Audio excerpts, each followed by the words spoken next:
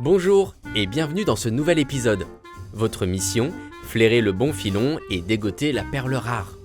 Nous avons confiance en votre perspicacité et votre sagacité, mais laissez-nous vous donner quelques pistes. Aujourd'hui, on décortique ensemble la préparation à l'entretien de recrutement.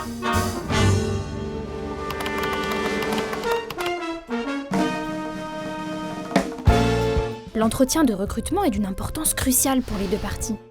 Il permet au candidat de se valoriser en mettant en avant ses compétences et au manager de donner une image positive de son entreprise. Afin de réussir cette étape, un recruteur doit être capable d'établir un échange sincère et de qualité avec le candidat, d'évaluer sa capacité à occuper le poste proposé et à évoluer par la suite, de départager les personnes présélectionnées selon les critères définis, de leur donner envie de décrocher le poste et de rejoindre le ministère. Vous l'aurez compris, un entretien ça se prépare. Mais pas de panique, voici les bonnes astuces pour réussir dans votre quête du candidat idéal.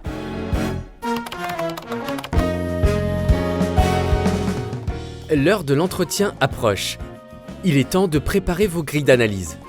Pour ce faire, prévoyez une liste de questions communes qui servira de fil rouge tout au long de l'entretien. Puis, une série de questions plus spécifiques qui permettra d'affiner davantage les différents profils. Réfléchissez à vos propos et faites attention à la répartition du temps de parole.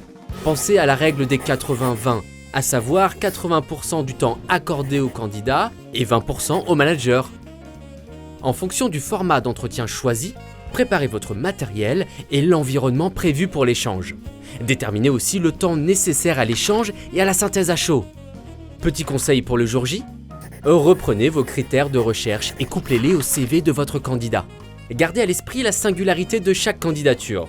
Il n'y a pas de parcours professionnel type. Un recruteur doit recevoir un candidat dans les conditions optimales. C'est pourquoi bienveillance dans votre attitude, neutralité dans votre questionnement et professionnalisme seront votre ligne de conduite tout au long de l'échange.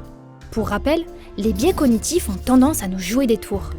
Il ne faut pas sous-estimer l'impact des influences extérieures ou de vos propres croyances sur votre prise de décision. Aussi, dans un souci d'ouverture et de collégialité, sollicitez si nécessaire le soutien de supérieurs hiérarchiques pour l'entretien. La prise de notes est également conseillée et reste un excellent moyen de se remémorer factuellement le discours du candidat pour une prise de décision ultérieure. On retrouve aussi des distorsions de la réalité du côté des candidats. Connaissez-vous l'effet de Dunning-Kruger ? Ceci se caractérise par le fait que les meilleurs candidats sont susceptibles de douter de leurs compétences, voire de se dévaloriser, alors que des personnes moins compétentes pourront paraître plus sûres d'elles.